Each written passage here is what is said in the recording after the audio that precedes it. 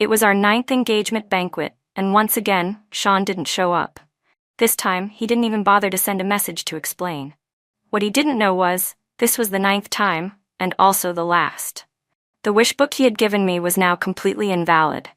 But later, when I no longer wanted him, he knelt in front of me, holding that same wish book high above his head, his voice trembling as he asked, "Wendy, could you give me just one more star?" I was wearing a white wedding gown. Despite my parents' objections, I insisted on waiting by the door. The clock had long passed 11 p.m. During that time, I had called him countless times. At first, he simply didn't pick up. Later, his phone was completely turned off. It wasn't until his close friend Brian appeared, he awkwardly delivered Sean's message, scratching his head. "Wendy, something might have come up on Sean's end." He didn't dare look me in the eyes. The whole atmosphere froze. I clutched the hem of my dress, twisting it over and over in my hands. Eventually, I nodded and steadied myself, then turned and walked onto the stage. In the audience were relatives and friends from both of our families. They were already used to this situation. Not a single one of them dared to decline the invitation. After all, every time it was sent out by the golden boy of the elite circle. "Sean." I took the microphone from the host, and my voice, carried through the speakers, reached every ear in the room. In the past, I always began with an apology, but this time I added one last line. "And I ask you all to be my witnesses. From today on, Sean and I are done. We will never get back together." Strangely, when I said those words, I didn't feel as sad as I'd imagined. Instead, I felt a surprising sense of relief. This distorted relationship had finally come to an end, but I knew no one believed it. After all, everyone had seen how I humbled myself for Sean, how I endured everything in silence. They had witnessed it all. But they conveniently forgot that the one who claimed to love first was Sean. I saw the different expressions on everyone's faces.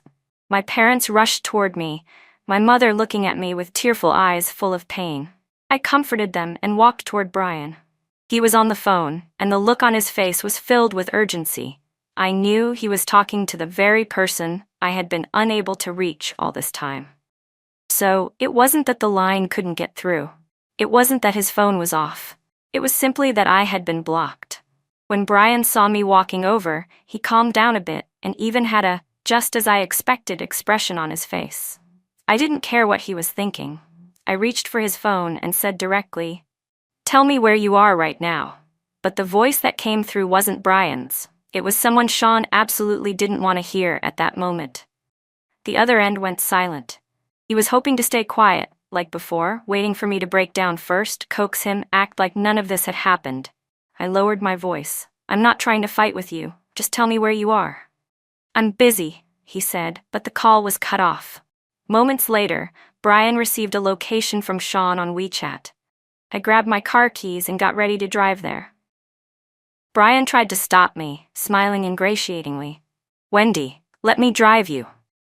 I brushed past him without a word.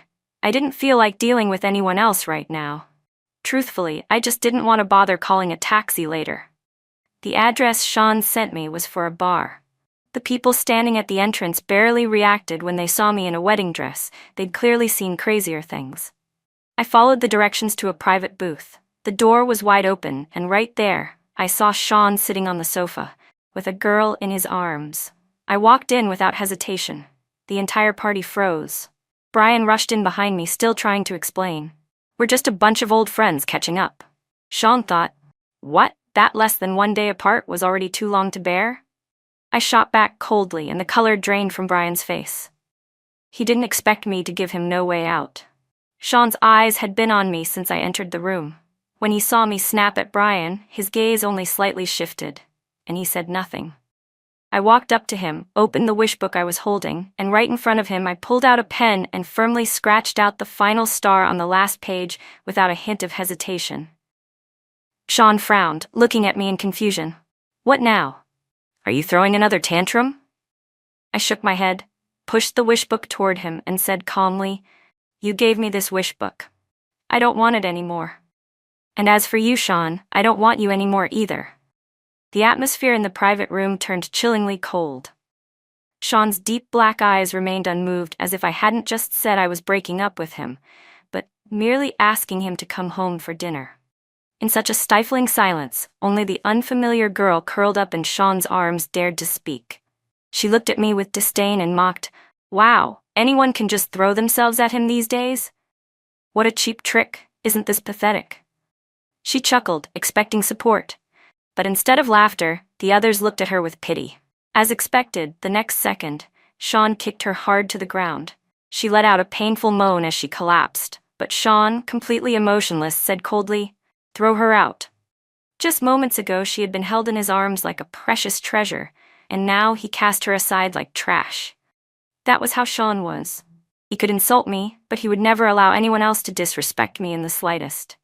I had always known he loved me, but his love swung from fire to ice, leaving me stuck, unable to leave, unwilling to stay. The girl was dragged out, and only then did Sean finally look at me again. "You really want to break up with me?" I didn't respond directly. Instead, I simply repeated something he had once said to me: "You broke our promise." The word promise seemed to strike a nerve. Just after I walked out of the room, I heard the sound of something shattering behind me. When I turned around, I met his mocking eyes. He had smashed a bottle of liquor. The wish book now lay soaked in wine on the floor. Outside the bar, my parents messaged me asking what had happened. I replied briefly that everything was fine and got in the car. But once I sat behind the wheel, I didn't start the engine. Instead, I found myself staring absent-mindedly out the window at the sky. The sun wasn't particularly bright, but it felt warm, just like the day Sean had confessed his love to me. His youthful face was still vivid in my memory. He was shy, trying hard to act natural, as he stuffed a booklet into my hands. "Wendy, I know I have a bad temper and a lot of flaws. So here's a wish book. If I ever make you happy, draw a star in it. If I upset you, erase one. I promise I'll make sure the number of stars always outweighs the times you're sad." He said it, and back then, he meant it. There were barely any stars ever erased in my wish book. That arrogant boy had truly held me gently in his hands. How could I not fall for him? But later, even though we still loved each other, he never trusted me. And because of a promise I had failed to keep under circumstances I couldn't control, every promise he made to me afterward was meaningless. Like our engagement, he was always the one to bring it up, but he never showed up to a single ceremony. That was his pattern. He kept punishing me for that one broken promise over and over again until I could barely tell if we really loved each other or if we were just tormenting one another. But I didn't want to think about it anymore. I turned the wheel and left all those memories behind. From now on, Wendy no longer needed the name Sean tied to hers. When I got home, my parents were sitting anxiously in the living room waiting for me. As soon as they saw me, they rushed over, checking to make sure I was okay. They pulled me to the couch and sat me down. "Wendy," my mom said gently, "is it really over with Sean this time? You're not going back to him?" Saying those words again, I felt much lighter than I had the first time. But my mom couldn't hold back her tears. She stroked my hair tenderly and sobbed. "It's our fault. If it weren't for your father and me, you wouldn't have gone overseas, and maybe none of this with Sean would have happened." Even my dad, usually stoic, had reddened eyes. I shook my head, answering sincerely, "Even if that hadn't happened, Sean and I wouldn't have lasted. This breakup wasn't an impulsive decision. It was something I've thought about deeply. He's like a lion, possessive, dominant, and I'm an eagle who yearns to fly higher. We're both strong-willed, yet neither of us is willing to compromise. Different values. Different values. Even though we loved each other, we would have only kept wearing down the little bit of love we had left." That night, I lay in bed, staring at the stars outside my window. During my 2 years abroad, I did the same every night, looking at the distant stars and thinking of Sean back home. We had promised to stay together forever, no matter what. That was until after the college entrance exams, when my older brother, the one who loved me most, was in a car accident. The driver was never found. Our entire family was consumed by grief. My brother was 6 years older than me, and had already taken on the responsibility of running the company. My parents had me and my brother late in life, when they were in their late 30s and 40s, and now that they were aging, it had become even harder for them. All kinds of outside forces had their eyes on our family's business. I couldn't just stand by and watch everything my parents worked for fall into someone else's hands. So I locked myself in my room. A few days later, I made a firm decision. I told my parents I would go abroad for further studies.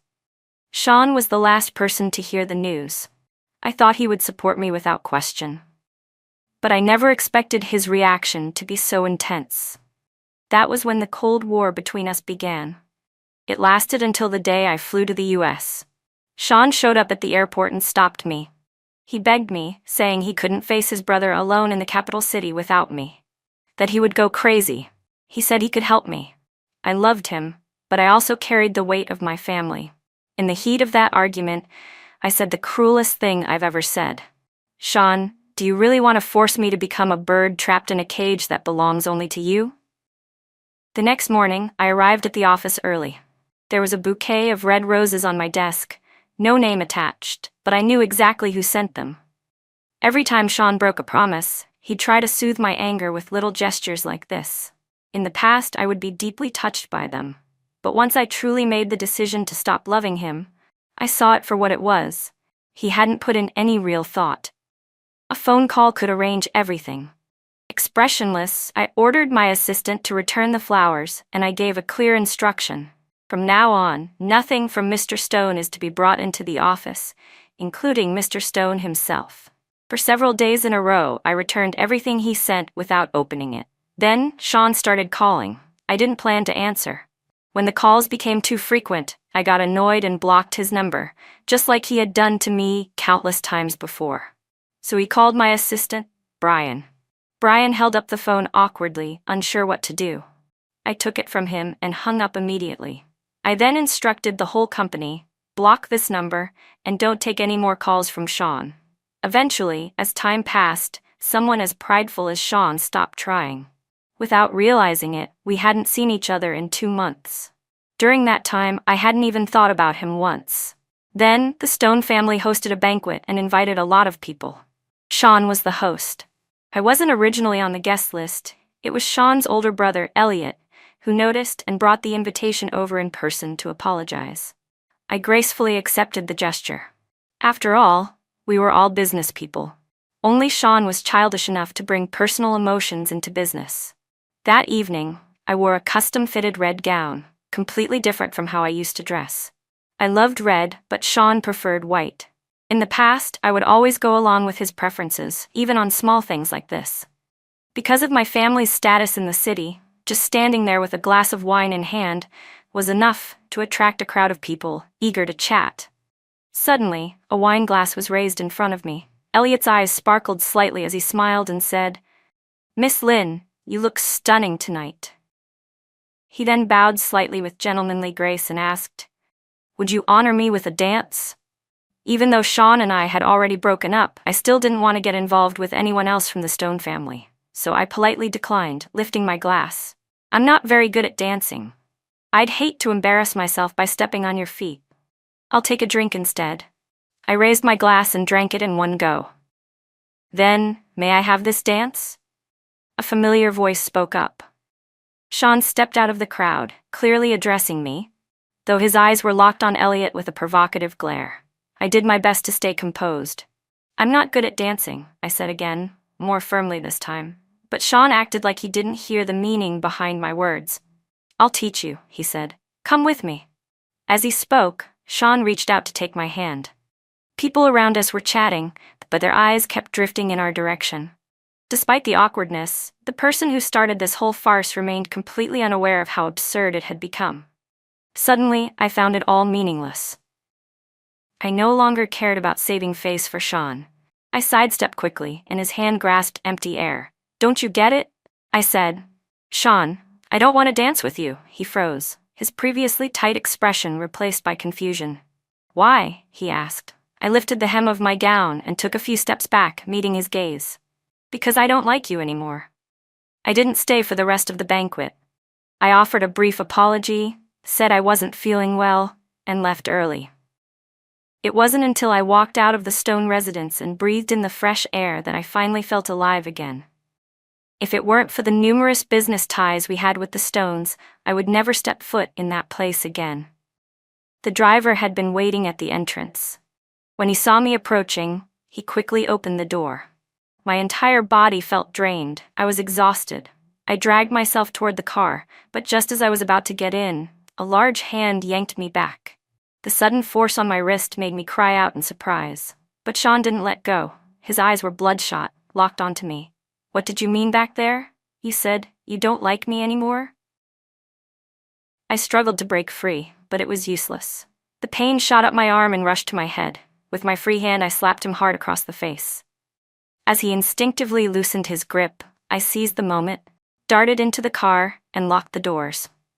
I rolled down the window just enough to look him in the eye and said clearly, "That's right. I don't like you anymore.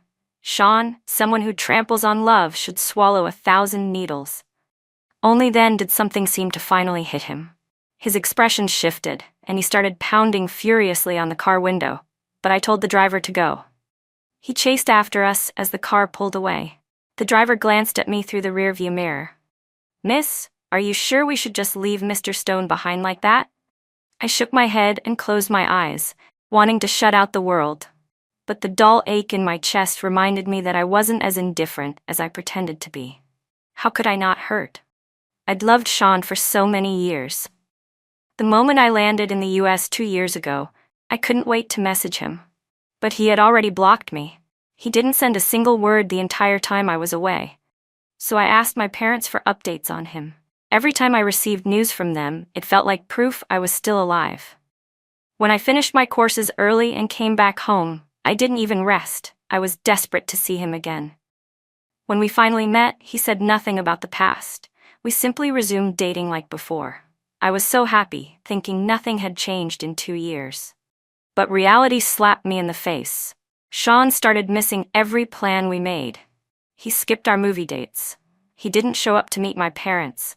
He even bailed on our engagement banquet, which wasn't even a real wedding. And every time he stood me up, he would go off to see girls who resembled me. He never slept with them. His friends and brothers always showed respect to me, as if he were just being petty, trying to get back at me, waiting for me to coax him. Like he was still angry, still punishing me. But why should I have to bear that? I had already explained everything when I left the country for the sake of my family. I begged him to wait 2 years. I told him if he ever missed me, he could come find me. But what did he do?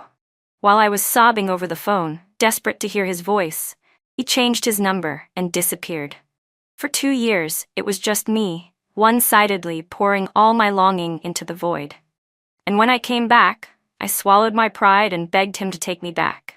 One thing after another, moment after moment, I couldn't understand what I had done wrong. Was I really only ever meant to be his possession, never allowed to have a life of my own? Goodbye, Sean. 2 days later, Sean sent out invitations again, inviting me and our mutual family friends from the Stones to attend yet another engagement banquet. It was scheduled for the following week. At first, I didn't even know about it. The company had long since blocked Sean's number, but I didn't find out until I got home that evening, my mom told me. I let out a cold laugh. So Sean still thought using such childish tactics could force me to show up, to cave in? But his pride meant nothing to me now. I rubbed my temples and told my mom not to worry about it. After thinking for a moment, I sent a few red envelopes in the family group chat, followed by a message. "Everyone, don't bother attending that engagement banquet. It's fake. And going forward, there's no need to attend anymore." Right after sending it, I switched apps and booked plane tickets for me and my parents to Sanya. The company was stable now, and I had cleared my schedule 2 months in advance. I had a 10-day window free, just enough for a break. The next day, I flew to Sanya with my parents. I hadn't expected that they wouldn't include me in any of their plans. Every morning, by the time I woke up, they were already gone. But I didn't mind. I let them be. I slept in every day, wandered around wherever I wanted, ate local food, and for the first time in 6 years, I felt truly relaxed. When my assistant finally spammed my phone with urgent calls, I reluctantly ended the trip and returned to the capital alone. But in just 10 days, the city had turned upside down. Apparently, on the day of the engagement banquet, Sean went live online. The venue was decorated beautifully and romantically. He even traded a major project with Elliot in exchange for a recently acquired diamond. He wore a white suit and arrived early at the venue. But aside from his own relatives, not a single person showed up. The incident created a huge stir across the city. Sean's reputation, already shaky, took a sharp nosedive. It was only then that people began to believe I truly wouldn't be getting back with him. After that, the Stone family was furious. They immediately suspended several of Sean's projects. On my first day back at work, everyone gathered around me, all talking at once. I simply waved them off to show I'd already heard. Whatever was happening to him, I didn't care anymore. What I didn't expect was that Sean had been waiting outside the company all day. As soon as he saw me come out, he blocked my path, eyes red, and demanded, "Wendy, why didn't you come to our engagement banquet? Do you know how I noticed the people around us glancing our way? I didn't want to cause a scene." "Let's find a cafe," I said. "I'll talk to you properly. 2 iced Americanos." "Actually, I'll have a cappuccino," I told the barista. Sean looked at me, surprised. "Since when did you change your taste?" I shook my head. "I didn't suddenly change. I've always liked it." "Then why every time you still—" He stopped mid-sentence, suddenly remembering something. His face went pale as he turned away from my gaze. But I didn't give him a way out this time. "Because you never asked," I said. "You just assumed I liked drinking whatever you did." His eyes flickered with regret. He opened his mouth to apologize, but I cut him off sharply. "Just like I love red, and you love white. I focus on my career, and you like to play around. I crave a bigger world, and you only ever wanted to stay in this little city." Sean's face darkened further. He probably just wanted to offer a light apology, but I had hit him where it hurt. "Sean, I've always been the one compromising." That triggered him. Or perhaps he had always been like a thorn-covered beast. Only now the thorns were finally aimed at me. "Compromising?" he snapped. "Then why didn't you compromise back then when you left for the US? Why did you leave me alone in the city? Do you know what I went through those 2 years?" Every time he couldn't win an argument, he would throw that in my face. My expression turned cold. "I didn't stop you from coming with me. I even told you could visit anytime. You were the one dodging and stalling. You always talk about how hard those 2 years were for you. But have you ever wondered how I got through them?" I never talked about my pain in front of him.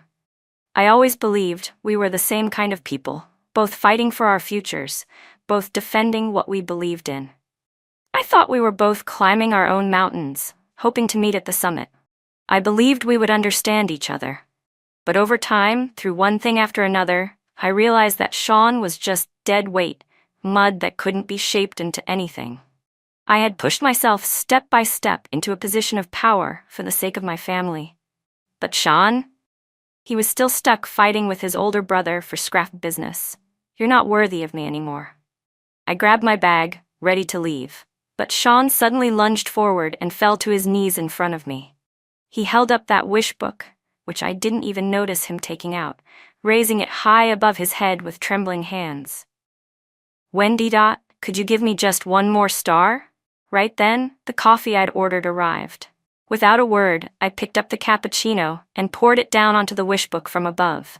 As the warm liquid soaked the pages, I looked at his pale face and let my words carve into his frozen heart. "Now, not only are you unworthy of me, I look down on you." My phone started ringing. It was Brian, my assistant.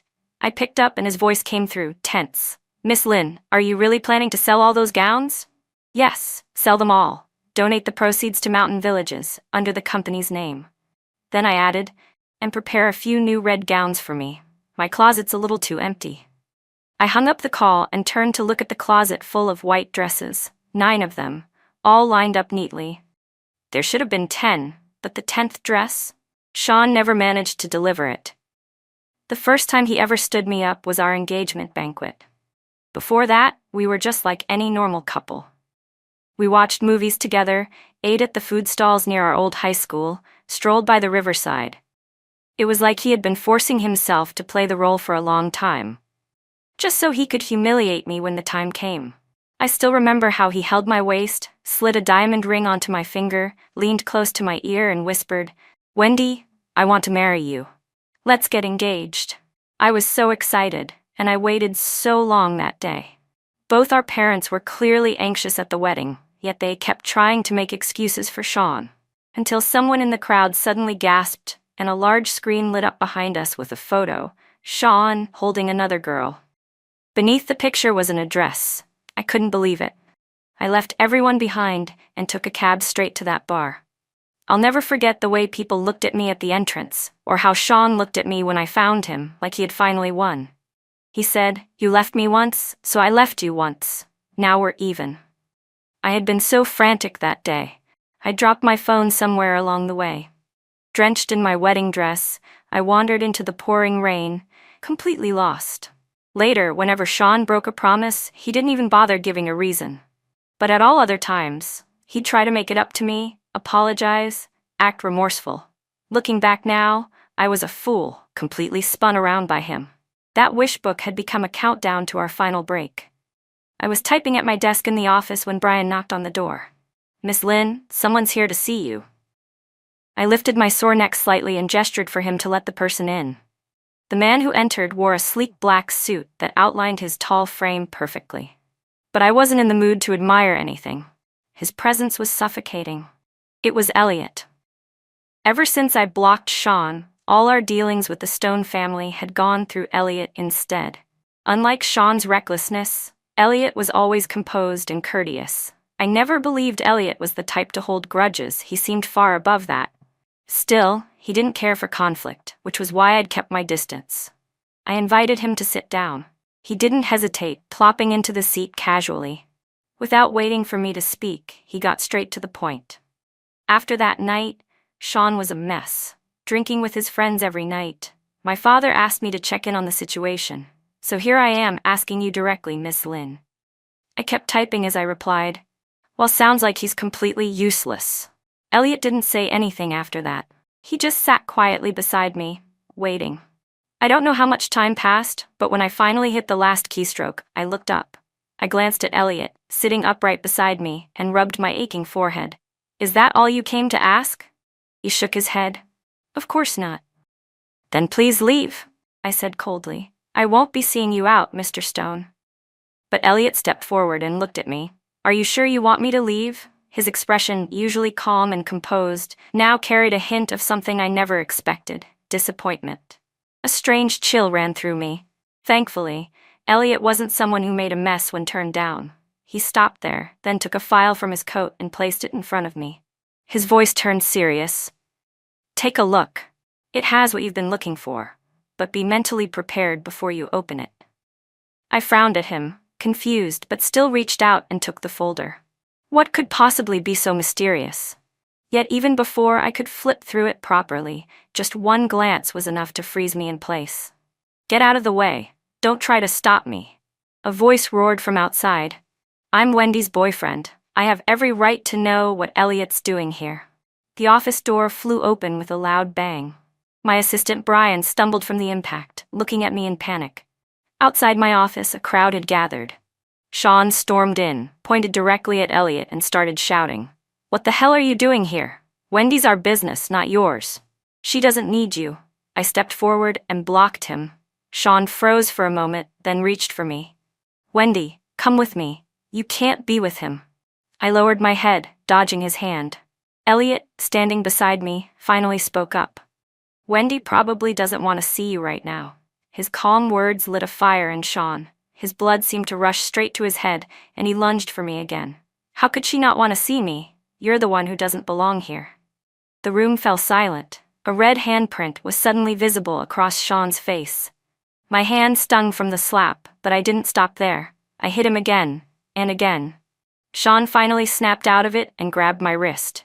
"Wendy, what are you doing?" he growled through clenched teeth. But the moment he met my eyes, he went still and subconsciously let go.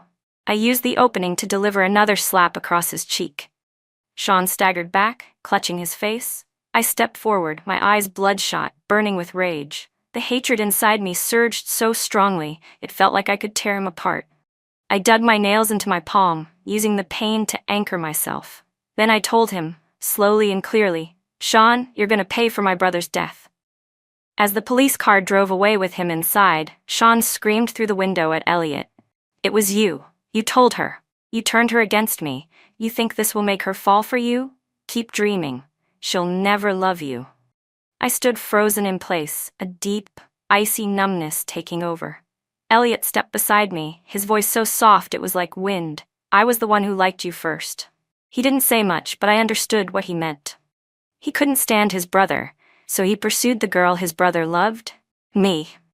That was why, every time Elliot was around, Sean became extra protective of me. I used to think it meant he cared. Now, that idea just seemed laughable.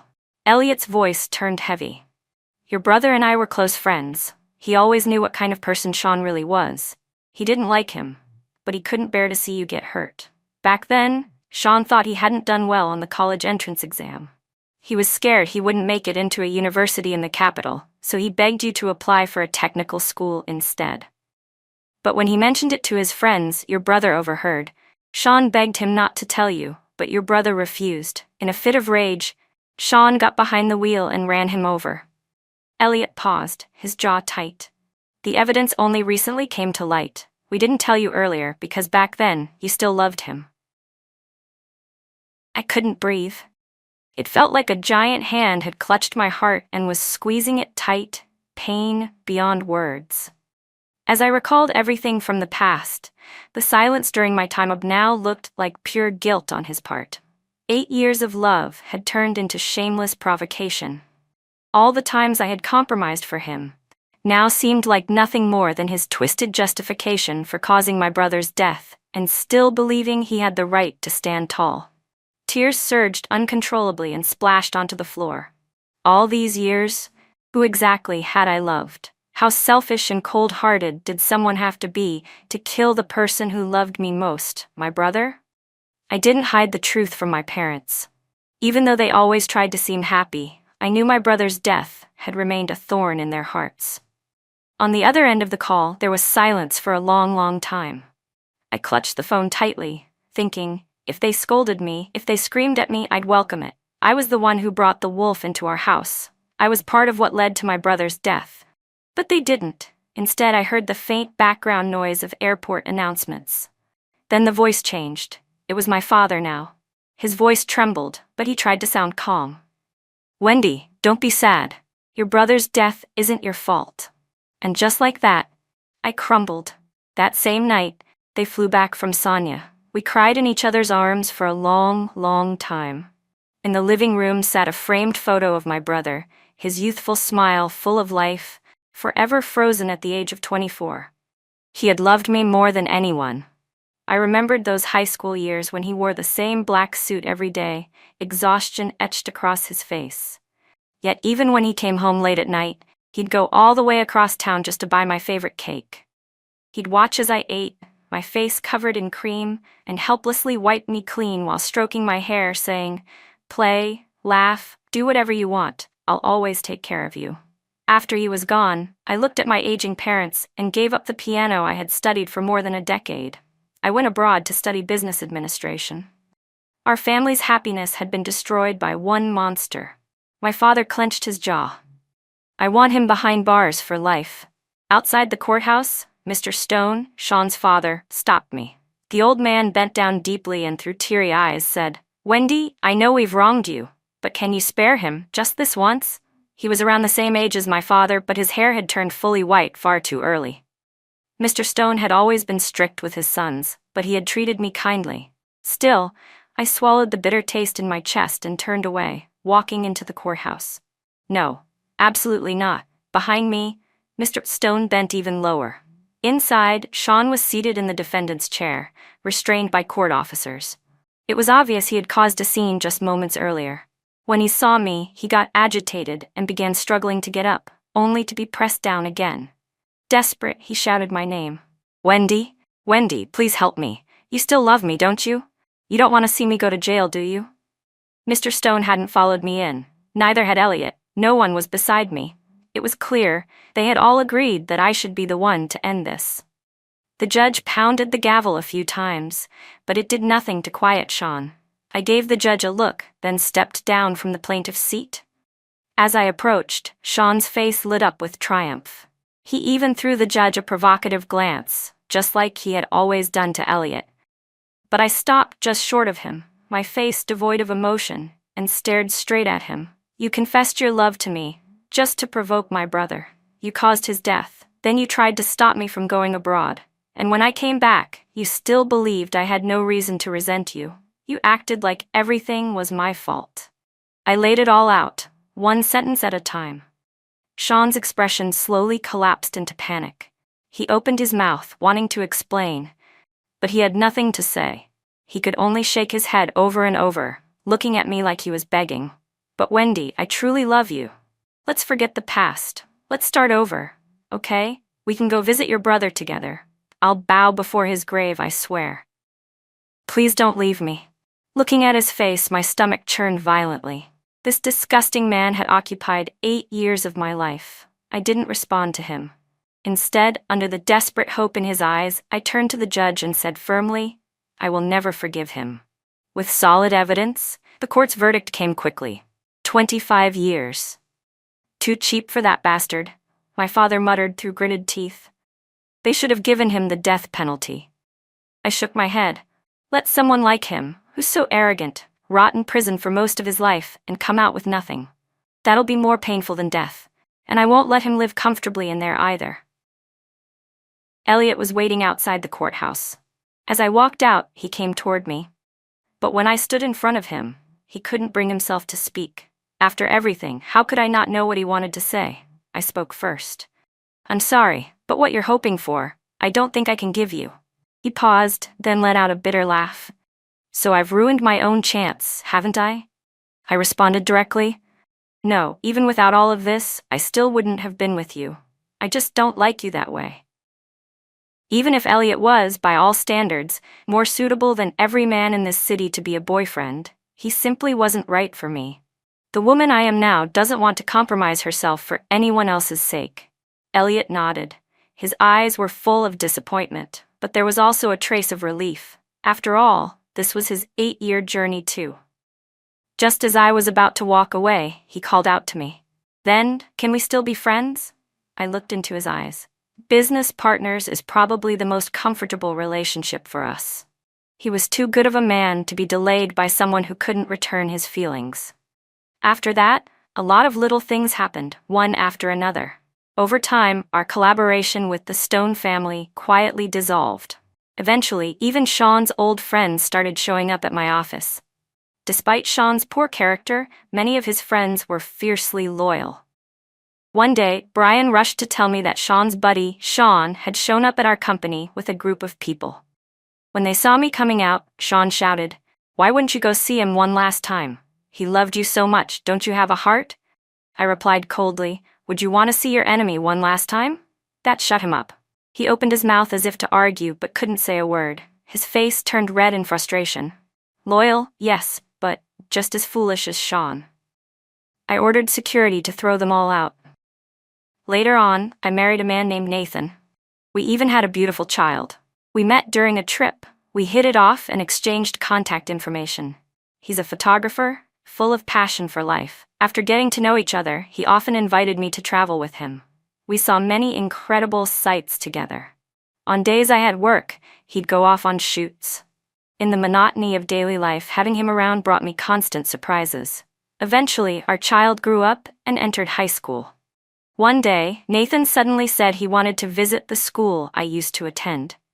"I wasn't part of your past," he said, "but I want to see what my little girl looked like back then. I bet you were absolutely beautiful." We strolled through the campus of my old high school. As we passed the honor wall, Nathan suddenly stopped. He pointed at one of the photos and beamed. "Wendy, this is you, right? My Wendy was such a stunning girl."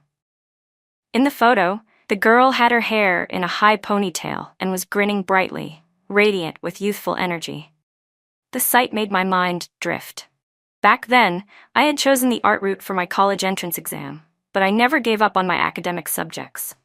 My grades were always at the top of the class. On the other side of the camera that day, it was Sean. He'd been making faces at me as I posed for the shot. 20 years had passed, and that memory rushed back suddenly, but his face was already so blurry in my mind. Turns out, I hadn't thought about him in so many years. And it didn't matter anymore. He was irrelevant. I walked over and lightly punched Nathan on the arm. What, now that I'm older, I'm not beautiful anymore? He laughed playfully and grabbed my fingers. What are you talking about? My wife gets more beautiful every day. Smooth talker, I muttered, rolling my eyes at him, but I couldn't help smiling. Nathan gently guided me to stand beside the honor wall and raised his camera. Let me take a picture of my girl. As Nathan took the photo, I turned to look at my 17-year-old self on the wall and gave her a big, bright smile. Let this moment stay frozen in time. The 17-year-old me and the 40-year-old me, every step we took mattered.